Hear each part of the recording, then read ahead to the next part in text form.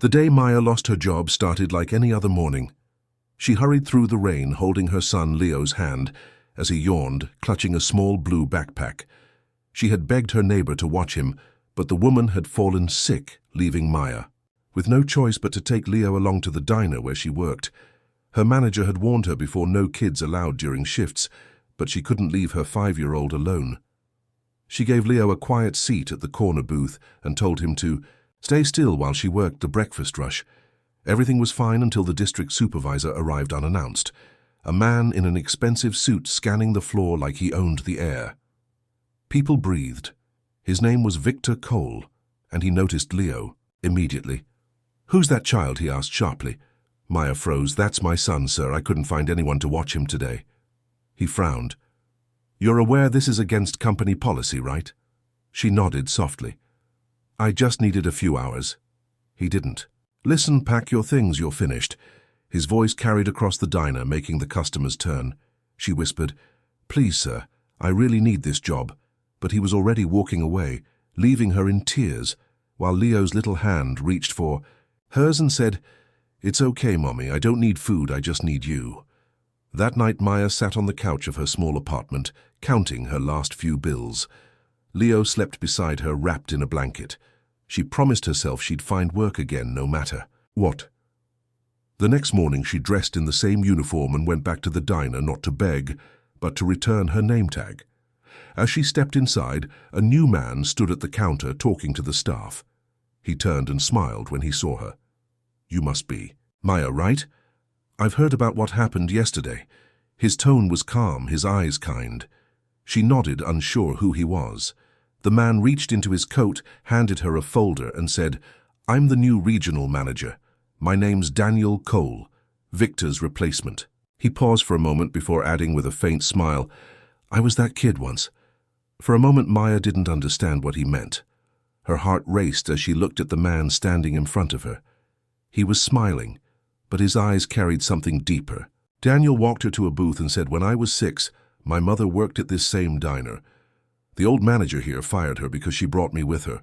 One morning I sat right there, scared, hungry, and she cried all night.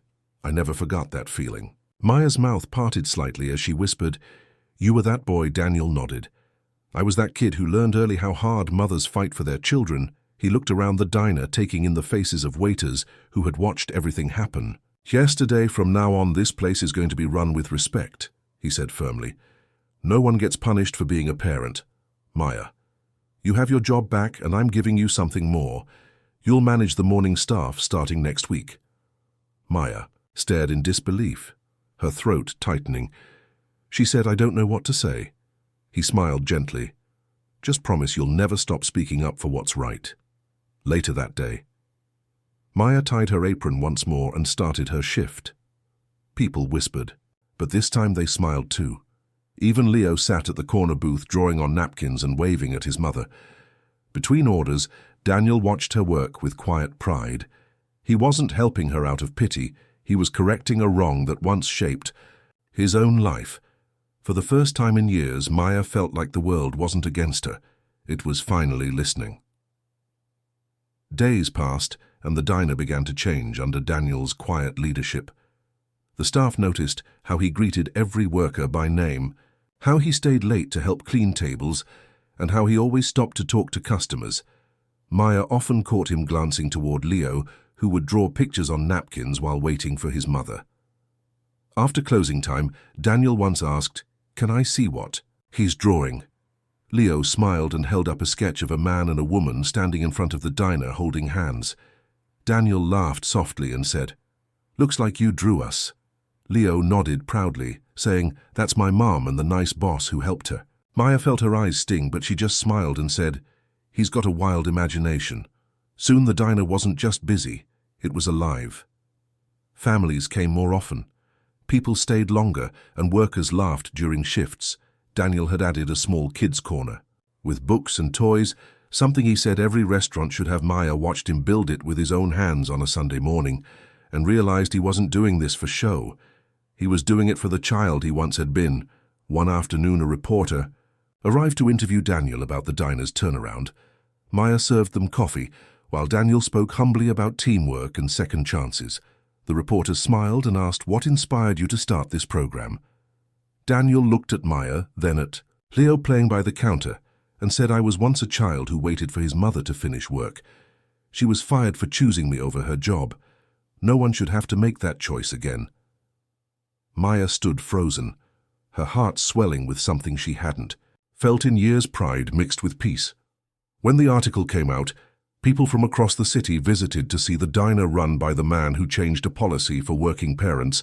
Maya's story became part of something bigger.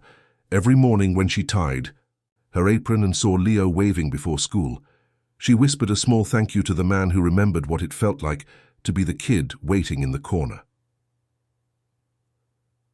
The story spread faster than anyone expected.